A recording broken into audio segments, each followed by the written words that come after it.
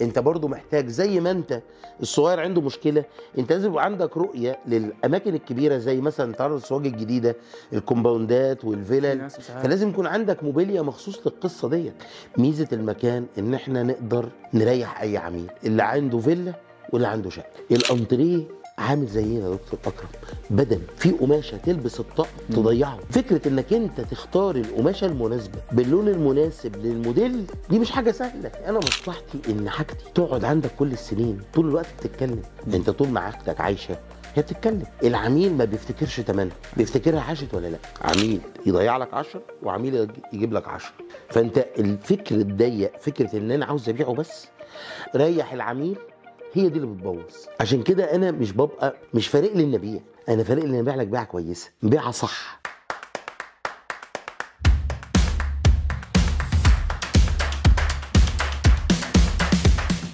هي الحل الامثل للمساحات الصغيره، يعني اعتقد يعني مع الظروف الاقتصاديه والناس عايزه تشتري شقه او عايز مثلا يسكن، بيبقى مضطر في بعض الاحيان ان هو يبقى الشقه مساحتها صغيره، بس هو عايز يتبسط بيها وعايز يجيب برضو العفشه اللي نفسه فيها، وساعات ربنا يكرمه بعمود كده في نص الشقه يبوظ الفكره، يعكنن عليه.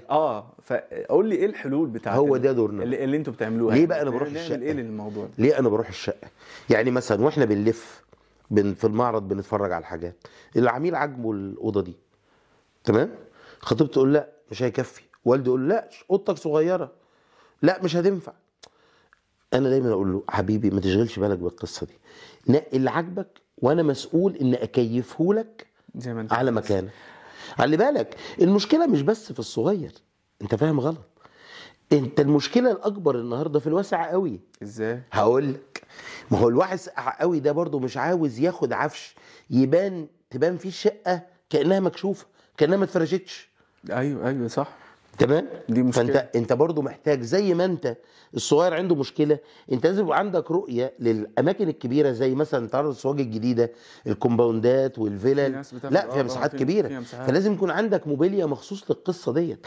ميزه المكان ان احنا نقدر نريح اي عميل اللي عنده فيلا واللي عنده شقه. وانا عايز اقول لك حتى المساحات الصغيره ساعات الناس عشان من كتر ما هي عايزه تداري تبقى العفشه تبقى مفيش مساحه، مفيش سبيس. لا يعني دي نقطه مش حلوه. دي يعني لا، في ناس تقول لك لا هات عفشه دي ودي تلاقي الشقه كده مكربسه في بعض. انا بقى مش من انصار دول، ولدرجه ان العميل يستغرب. انت لازم يبقى في نسبه مساحه فاضيه لازم. انا هقول لك لسه مثال قريب جدا من كام شهر كده، عميل جه عنده شقه دوبلكس، فوجئت انه طالب تحت 4 صالونات. 4؟ ليه يا عم 4 صالونات؟ ليه؟ ازاي 4 صالونات؟ وفوق ماشي، قلت له نقي واتفرج وانا هروح ارفع المقاسات. رحت المكان لا يحتمل اكتر من صالونين وكنبه وكرسيين، كنبه صغيره وكرسيين. ازاي ده انا هفرش هنا؟ ليه تفرش كل ده؟ هتمشي فين لما تفرش كل ده؟ ايوه منطقي. واحد عاوز بدي 4 صالونات اديله 5 صالونات. ايوه ده اكسب لك، ده افضل لك. لا انا مصلحتي ان شقتك تطلع احلى حاجه، مش ان ابيع لك اكتر حاجه. انا مصلحتي شقتك تبقى في ناس احلى مش حاجه. بتحط في اعتبارها ان المساحه، يعني احنا عندنا في التصميم لا انت لازم تستغل المساحات والفراغات، يعني الفراغات دي فن في حد ذاته، فن الفراغات ده في الديزاين العادي بعيد عن العفشه. لا انا من انصار ان الفراغات حوالين العفش تحليه. الفراغات حوالين العفش تحليه، مش فكره انك تقعد ترص. ايوه لازم تدي مساحه رؤيه. يعني وانا داخل مش عاوز يبقى الانتريه كنبتين وكرسيين وكنبه صغيره وبفين وترابيزه وسفره 8 كراسي ونيش وبوفيه، مش عاوز كل ده. لو مساحتك كده نعمل لك كده، لكن مساحتك مش كده خلاص هو مش تارجت. ايوه ده حقيقي. مصلحتي الحقيقيه ان الشقه في المجمل تطلع حلوه. جميل. ليه؟ انا عاوز من كل الشقه السؤال، لو الشقه كلها حلوه منين؟ لو انا بعت لدماغ العميل وبس وكربست له صالونين و4 و5 وبتاع، اللي هيروح يزوره مش هيساله منين؟ ما هو ما اتبسطش. ايوه رد فعله مش كويس، او رد فعله مجامله حلو ما شاء الله زي الفل ربنا يهنيكم، بس لكن لو مفروشه صح ومفروشه حلو، لا ده يخليه العميل يسال. خلي بالك يعني زي ما انت قلت كلمه مهمه جدا، ساعات العميل ما عندوش الخبره الكافيه لان هو بيفرش مره واحده في حياته. ما ده دورنا، ده دورنا بيفرش ليه؟ فممكن حاجات بسيطه من هذا القبيل، عشان كده هو مش تدخل، ما يشوفهاش. خلي بالك هو مش تدخل، هو مش تدخل، انا بديك خبرتي بس لكن مش بفرض عليك حاجه. استاذ ياسر، انت حلت لنا مشكله المساحات الصغيره او المساحات الكبيره اللي اقترحنا. لا، مع ملحوظه مهمه انك انت مطمئن للمنتج النهائي. ايوه، انت لا عاوز تروح لنجار وتلف ولا تجيب خشب، ولا مطالب انك تروح تنقي قماش. يعني انا عاوز اقول لك حاجه، من ضمن مشاكل اللي بيقابلوها الناس اللي بتصنع ايه، يقول لك انا انزل اجيب الانتريه خشب عشان اطمئن للخشب، واروح اشتري له قماشه بقى ايه اخر حلاوه. الانتريه عامل زينا يا دكتور اكرم، بدل في قماشه تلبس الطقم تضيعه. ايوه، انت مش بيقابلك كتير مرات بتروح تشتري لبس عاجبك بره في الفاترينا، لكن لما تيجي تلبسه ايه ده مش حلو عليا. ايوه، ده الانتريه كده بالظبط. فكره انك انت تختار القماشه المناسبه باللون المناسب للموديل دي مش حاجه سهله، احنا بنغلط. اقول لك حاجه، تعرف الانتريه او الصالون او اوضه النوم او اي منتج عندي وعمره ما بيطلع. يعني دلوقتي لما الخبره بقت كبيره ممكن يطلع من اول مره، لكن زمان كان اللي بيحصل المنتج طلع، لا ده الكنبه دي طالعه ظهرها عالي قوي، نبيعه هناك، ما ينزلش عندي المعرض اصلا. اصل انت لما هتبيعه هناك هتخسر فيه 2000 جنيه ولا 3000 جنيه، احسن ما تحط منتج شكله وحش. لغايه لا يبقى هنوطي الكنبه دي، هنظبط دي. دلوقتي بقى عندنا الخبره اللي نخليها تطلع الحاجه. يعني عاوز اقول له يا سيدي الفاضل، انت المنتج اللي انت شايفه ده ما هوش اول مره يتعمل. ايوه، ده نتاج تجارب. لكن اللي بتروح تصنع عنده بيعمل لك اوضتك مره واحده. يعني انا لما عملت اوضه النوم وانا كنت متخيل ان ظهر السرير يبقى مثلا 140 سم، لما طلع 140 سم طلع شكله وحش قوي. لا ده عاوز يوطى 130 يبقى 130. طب انا عامل اوضه لواحد بس، هيعمل ايه؟ هيصغره له؟ لا خلاص، هو طلع 140 طلع 140 خلاص اتعامل اتصرف. وانت قلت لي يا دكتور انه هيبقى 140. ايوه يا عم، الدكتور مش بتاع موبيلي. أيوة. بس حضرتك قلت لي واحنا كاتبينها في العقد، حملك ما لا تطيق ودي مش بتاعتك. يعني يقول لك تحب نعمل عرض دي، نحب نعمل ارتفاع الدولاب كام؟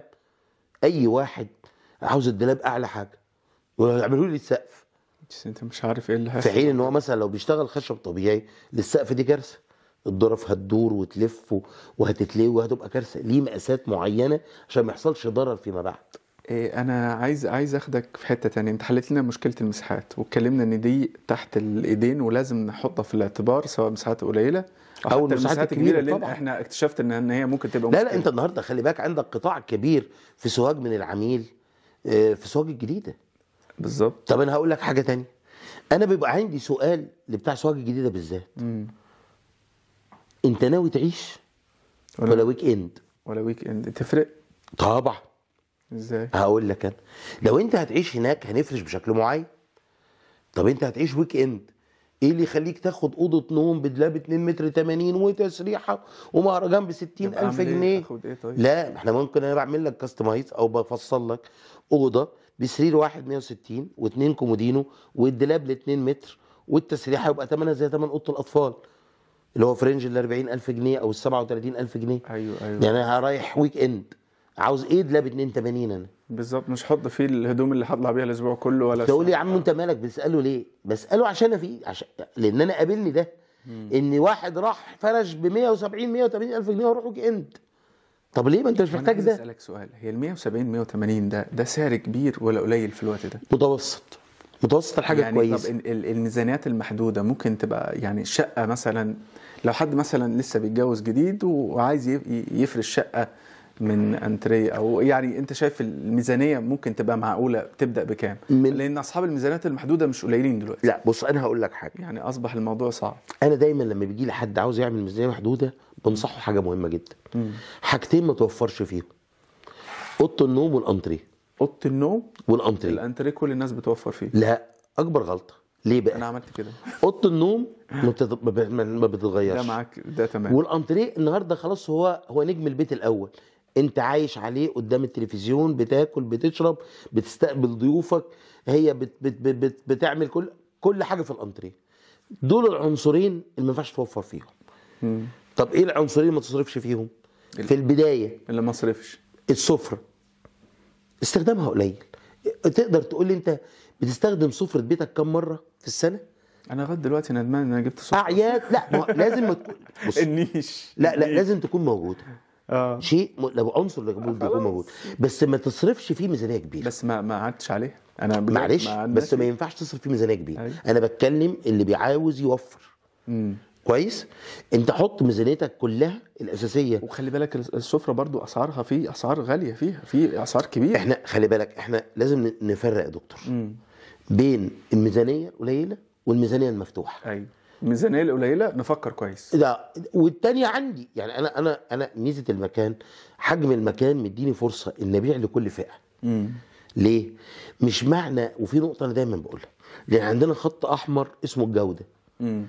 مش معنى ان عندي انتريه ب 21000 جنيه انه مستواه اقل من الانتريه اللي ب 44000 جنيه. الجوده مش هتختلف كتير، بس الفروق في عدد القطع، في المساحات، نوع القماشه، نوع السفنجه، نوع التنجيد الداخلي. بس لو خدت ده مش هتتضر، لان انا برضو في الاخر اسمه بتاعي بالظبط، كله من انتريه، فانا حريص جدا فيه. بس انا كل الفكره ان انا اجي العب مثلا في عدد القطع، في طريقه التنجيد، في نوع القماشه، عشان اقدر اديلك ميزانيه تقدر انت تكمل. يعني مثلا بنيجي نعمل اوضه نوم، بدل ما نعمل الدولاب 2 متر 80، ممكن نعمله 2 متر 40. تفرق سرير طبعا تفرق. يعني دي ممكن العميل متوسط الاوضه النهارده مثلا بنتكلم ما ياخدش باله منها لانه مش بيقيس. بس انا اقول يعني انت النهارده عجبك الموديل ده ومستغرب ان ثمنه 47000 جنيه مثلا، في حين انت هتيجي تتفرج على بقيه الاوض تلاقيها مثلا من 58 سي مثلا لغايه 75. طب ايه يا عم الفرق؟ وده خشب مختلف. لا، انا بلعب، انا ترزي موبيليا حلو، يعني ترزي موبيليا كويس، بقدر العب في التفاصيل بالشكل اللي ما هقدرش خشب، فاقدر اتحكم في التكلفه والتصنيع اداني الميزه دي. انا لو بشتري جاهز مش هقدر اتحكم. ايوه، لكن التفصيل اللي انا بعمله خلاني قدرت اظبط الدنيا. بالاضافه ان عندك ميزه كبيره معايا، انت بتتعامل مع اول ايد، انا المصنع. ايوه، فانت بتتعامل مع اول ايد، محدش بيكسب كتير في النص، محدش، يعني مش مفيش مراحل. مش حد بيكسب مني ليك. مش انت حضرتك تاجر الجمله، بالزبط. تاجر الجمله والقطاع في نفس الوقت. مني ليك. فانا بقدر اتحكم في المقاسات، بقدر اتحكم في التفصيل، فبقدر اتحكم في التكلفه. بالاضافه لحاجه تانية بقى، انت النهارده ما تحصل مشكله عندك في الموبيليا، اي محل موبيليا بيطلع منها ازاي؟ يقول يا باشا انا دخلت جواها، زي ما اشتريتها زي ما بعتها لحضرتك. انا حتى الباب ده قفلته، لان انا بقول لك انا جواها، انا اللي عاملها، انا اللي مش يعني حتى الباب اللي بيهرب منه الغالبيه العظمى من الناس انا قفلته عليا.